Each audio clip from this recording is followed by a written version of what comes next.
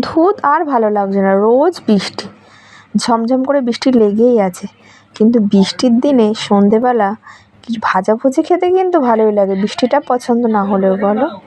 তো আজকে বানাবো লোটে মাছের ফিশ ফ্রাই।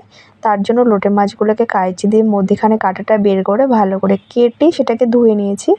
ধুয়ে তার মধ্যে আদা, রসুন, কাঁচা লঙ্কা, নুন, হলুদ, লেবু রস দিয়ে ভালো করে মাছগুলোকে ম্যারিনেট করে রেখে দেবো। তারপর আমি মিক্সিতে দিয়ে দেবো শুকনো চিঁড়ে।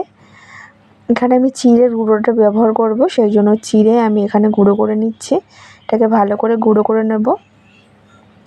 নিয়ে তারপর মাছটা আমি ধনেপাতার চাটনি দিয়ে খাওয়ার জন্য, মানে মাছের ফ্রাইটা আমি ধনেপাতা চাটনি বানাচ্ছি যেটা দিয়ে এটা খাওয়ার জন্য। তো এখানে আমি ব্যবহার করছি বিলাতি ধনেপাতা, তার মধ্যে দিয়েছি কাঁচা লঙ্কা, রসুন, লেবুর রস দিয়ে ভালো করে পেস্ট করে নামিয়ে সর্ষের তেল, একটু নুন, একটু চিনি ওদের মিক্স করে দেবো। তারপর দুটো ডিম ফেটিয়ে তারপর মাছটাকে এইভাবে কোট করে নেবে ডিমের মধ্যে, তারপর চিড়ের মধ্যে দিয়ে এইভাবে রেখে দেবো।